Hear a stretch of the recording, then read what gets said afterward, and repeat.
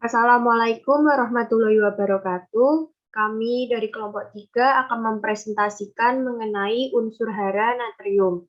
Sebelumnya, perkenalkan anggota kelompok kami terlebih dahulu. Yang pertama ada Karen Skiel nomor 108, kemudian ada Nabila Virus NIM 120, Adita Masatya 124, Henggar Adimas 125, Radifah Humaida 126, Zidane Bintang 127, Muhammad Latif 129, Bayu Wicaksono 137, dan Gagas Chandra 138.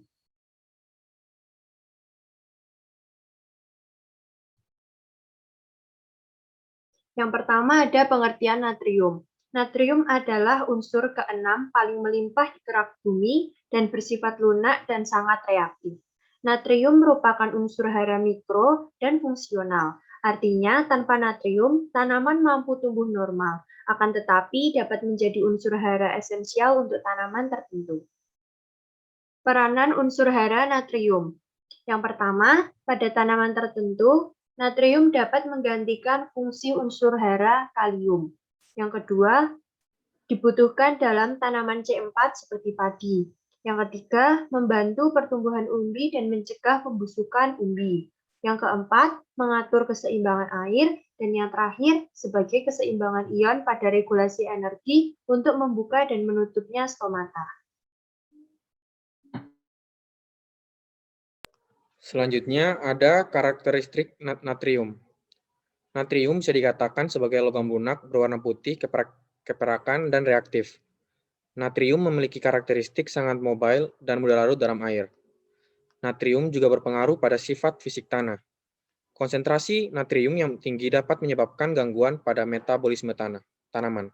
Selanjutnya, natrium merupakan unsur hara mikro yang diserap tanaman dalam bentuk Na+.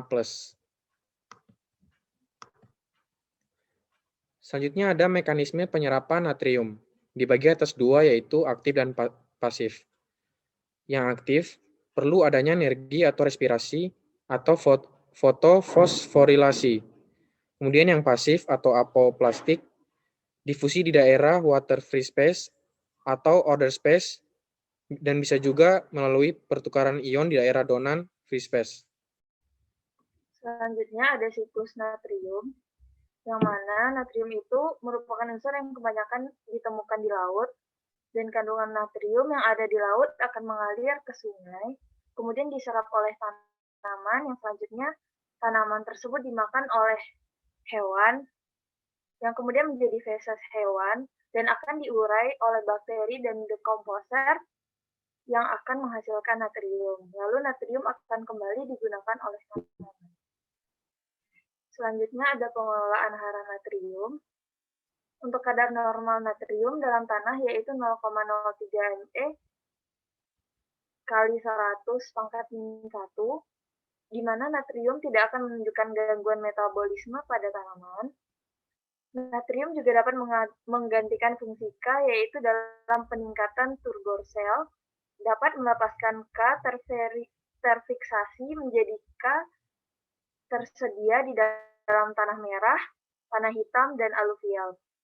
Keberadaan natrium di dalam tanah dalam konsentrasi tinggi dapat mengganggu pertumbuhan tanaman, yaitu dapat menaikkan osmosis sehingga dapat menimbulkan efek plasmolisis. Dari segi fisikokimia tanah, keberadaan natrium dalam konsentrasi tinggi dapat merusak struktur tanah atau sodik sehingga tanah menjadi padat. Dan kelebihan natrium pada tanah akan menyebabkan tanah terdispersi sehingga mudah tererosi.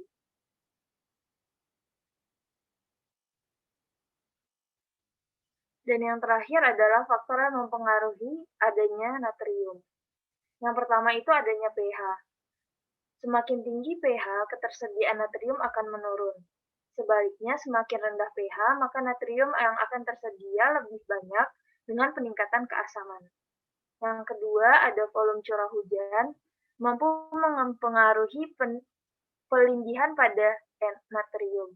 Yang ketiga, kapasitas tukar kation, di mana KTK menurun, maka kemampuan dalam menjerap itu akan semakin menurun. Yang keempat ada kadar dan tipe clay tanah. Saat kadar clay tanah meningkat, maka jumlah unsur hara yang dapat diikat atau ditukar dengan kation lain dari pupuk itu juga akan meningkat. Dan yang terakhir ada kadar garam tanah. Ketersediaan unsur hara dalam tanah sangat bergantung pada kadar garam tanah. Sekian presentasi mengenai unsur hara natrium. Apabila ada kesalahan, kami mohon maaf. Wassalamualaikum warahmatullahi wabarakatuh.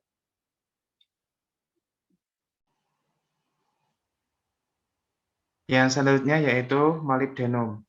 Molybdenum merupakan salah satu unsur hara mikro yang diperlukan untuk pertumbuhan dan perkembangan tanaman. Molybdenum merupakan elemen yang sangat jarang. Fungsi molybdenum dalam tumbuhan yang paling dikenal baik adalah menjadi bagian dari enzim nitrat reduktase yang mereduksi ion nitrat menjadi ion nitrit. Molybdenum berperan sebagai katalis dan hanya ada dalam satu atau beberapa senyawa saja. Yang selanjutnya yaitu karakteristik molybdenum. Yang pertama, molybdenum adalah logam putih keperakan. Yang kedua, molybdenum banyak terdapat di tanah sebagai garam molibdat. Yang selanjutnya, bila dalam bentuk senyawa, molybdenum sebagian besar ada dalam keadaan oksidasi 4 dan 6. Yang selanjutnya, molybdenum termasuk unsur hara mikro. Yang kelima, kelarutan pada air rendah. Yang selanjutnya, sifat unsur hara ini sangat mobile di dalam tanah. Jumlah molybdenum dalam tanah sangat sedikit, yaitu berkisar antara 0,2 hingga 10 ppm, dan umumnya antara 0,5 hingga 3,5 ppm. Yang terakhir, molybdenum beracun bila dalam jumlah yang banyak, tetapi bila dalam jumlah yang sedikit, tidak. Yang selanjutnya yaitu peranan dari molybdenum. Molybdenum berperan sebagai katalis dan hanya ada dalam satu atau beberapa senyawa saja. Yang selanjutnya, molybdenum dalam tanaman adalah mengaktifkan enzim nitrogenase, nitrat reduktase, dan santin oksidase. Mekanisme arus massa molybdenum. Molybdenum dalam jumlah besar diserap dari dalam tanah melalui mekanisme aliran massa. Mekanisme aliran massa ini adalah suatu mekanisme gerakan unsur hara di dalam tanah menuju ke permukaan akar bersama-sama dengan gerakan massa air. Peristiwa tersedianya unsur hara yang terkandung dalam air ikut bersama gerakan massa air ke permukaan akar tanaman dikenal dengan mekanisme aliran massa. Molybdenum diserap dalam mekanisme ini sebanyak 95,2%.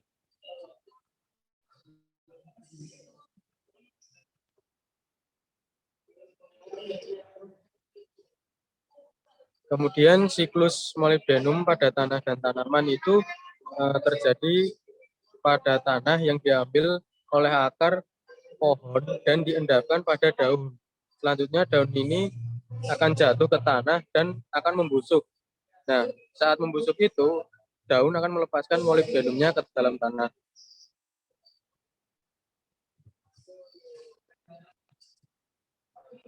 Selanjutnya yaitu ketersediaan molybdenum. Menurut Gendry et al. Tahun 91 itu mengemukakan bahwa molybdenum mungkin berasal dari pelapukan sejumlah mineral yang melalui MOS2 yang tereduksi kompleks oksida seperti CaMO4 dan bentuk terhidrasi. Molybdenum diserap oleh akar tanaman dalam bentuk anion divalen atau molybdet. Molybdenum terlarut yang tersedia bagi tanaman umumnya ditemukan dalam anion terlarut yaitu MoO4 di atas pH 4. MoO4 adalah anion yang umum ditemukan kemudian seiring menurunnya pH berubah spesies dengan urutan seperti berikut, yaitu MoO4 lalu menjadi HMO4 lalu jadi H2MO4 lalu menjadi MoO2OH lalu menjadi MoO2 2+. Itu menurut Lindsay tahun 79.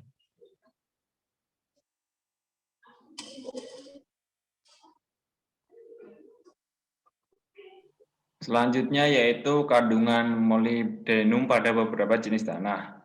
Yang pertama yaitu pada jenis tanah Mars memiliki kandungan sekitar 0,17 hingga 0,14 yaitu rendah tinggi. Lalu pada jenis tanah fosforik abu coklat memiliki kandungan molybdenum 0,1 hingga 0,5, memasuki kategori rendah. Lalu pada jenis tanah gambut memiliki kandungan 0,1 hingga 0,5 yang berkategori rendah. Lalu jenis tanah fosforik coklat memiliki kandungan sebesar 0,09 hingga 0,36 yang masuk ke dalam kategori sangat rendah sampai rendah. Selanjutnya yaitu faktor yang mempengaruhi ketersediaan molybdenum. Yang pertama yaitu pengapuran. Pengapuran dapat mempengaruhi ketersediaan molybdenum karena pengapuran menyebabkan pH menjadi naik sehingga ketersediaan molybdenum juga naik karena pH juga naik. Yang selanjutnya yaitu ada perubahan suasana reduksi oksidasi yang dipengaruhi oleh oksigen yang dibantu oleh mikroorganisme. Yang selanjutnya yaitu yang ketiga yaitu mikroorganisme yang juga berperan dalam mempengaruhi ketersediaan molybdenum. Yang terakhir adalah harkat molybdenum yang tersedia atau kandungan molybdenum yang tersedia dalam tanah. Yang selanjutnya yaitu pengelolaan nutrisi. Yang pertama pengampuran. Pengampuran dilakukan dapat meningkatkan ketersediaan MO karena pengampuran dapat meningkatkan pH tanah. Yang selanjutnya yaitu keberadaan MO dapat membantu penambatan nitrogen secara biologis. Selanjutnya yaitu mengaktifkan enzim nitrogenase, nitrat reduktase, dan xanthin oksidase. Selanjutnya yaitu pH tanah, ya, berpengaruh pada kelarutan MO.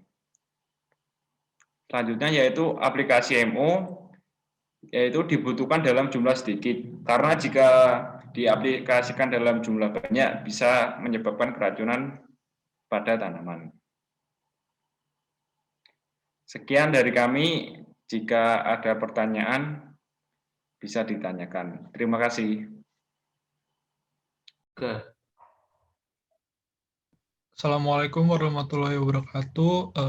Kami dari kelompok 3 Kalium beranggotakan kelompok yang pertama Karen Skel Putra dengan NIM terakhir 108, Nabila Fairuz 120, Aditama Satyagraha 124, Henggara Dima Sukmandaru 125, Radifa Humaida 126, Zidan Bintang Muhammad 127, Muhammad Latif 129, Bayu Wicaksono 137, dan Gagas Chandra Pranata dengan NIM terakhir 138. Lalu untuk yang pertama itu ada pengertian dari kalium itu sendiri. Kalium merupakan unsur hara makro yang dibutuhkan tanaman dalam jumlah yang cukup besar. Kalium dapat membantu proses fotosintesis tanaman.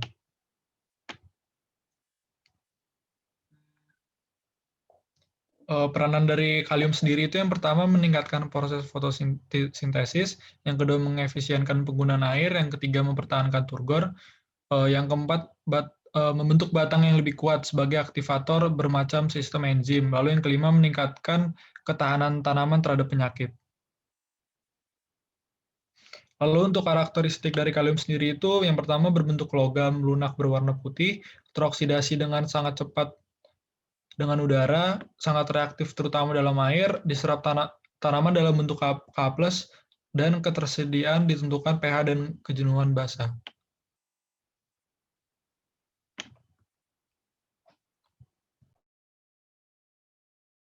Selanjutnya mekanisme penyerapan kalium.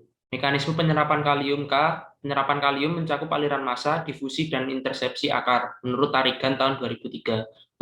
Untuk HRK, mekanisme yang paling berperan adalah difusi, karena pergerakan K ke permukaan akar terutama melalui difusi. Maka difusi K sangat bergantung pada kandungan dan kesinambungan massa lengas tanah, perbedaan konsentrasi K antara tempat sumber K, permukaan akar, dan jarak antara kedua tempat tersebut.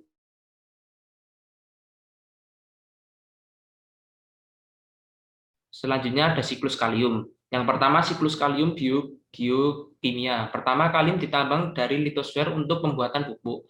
Yang kedua, tanaman menyerap kalium sebagai nutrisi penting untuk pertumbuhan dan menukarnya dengan atmosfer. Yang ketiga, fluks K terbesar adalah pencucian dan erosi K terlarut yang ada di tanah, berkontribusi pada reservoir besar di hidrosfer.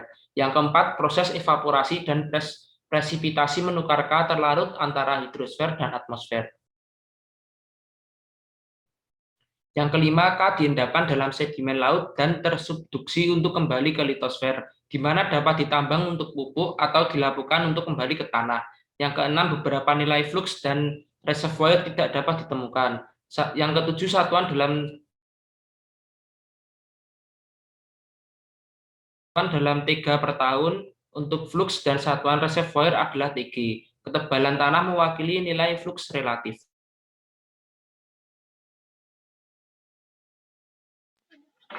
Selanjutnya, penyerapan kalium. Dalam proses pertumbuhan tanaman, unsur K merupakan salah satu unsur hara makroprimer yang diperlukan tanaman. Unsur K diserap tanaman dari dalam tanah dalam bentuk ion K+, dan banyak terkandung pada abu, seperti pada abu daun teh yang muda mengandung 50% K2O, pucuk tebu muda mengandung 60-70% K2O, kandungan unsur K pada jaringan tanaman sekitar 0,5-6% dari berat kering. Selanjutnya, faktor ketersediaan kalium. Yang pertama ada tipe koloid tanah, faktor yang dapat memfiksasi kalium yang terjadi karena pengembangan dan pengerutan. Yang kedua ada temperatur, faktor yang keadaan membeku dan mencarinya tanah lembab silih berganti dapat membebaskan kalium. Yang ketiga keadaan basah dan kering. Kadar kalium meningkat bila keadaan tanah dilembab keringkan. Yang keempat ada pH tanah, faktor yang mempunyai hubungan berlawanan antara keasaman tanah dengan jumlah kalium yang tersedia. Dan yang kelima ada pelapukan. Selanjutnya pengelolaan nutrisi kalium. Pengelolaan unsur hara terutama K menganut asas berikan secukupnya dan berlaku hemat. Berikan secukupnya bermakna pupuk K dapat diberikan sesuai kebutuhan bergantung pada jenis dan status K tanah, jenis tanaman, dan tingkat hasil yang ingin dicapai. Ketersediaan hara K perlu dicermati karena adanya fenomena konsumsi mewah atau luxury consumption, yakni tanaman menyerap K melebihi kebutuhan untuk pertumbuhan optimumnya. Tisdalit al 1985. Demikian presentasi dari kami, kurang lebihnya mohon maaf. Wassalamualaikum warahmatullahi wabarakatuh.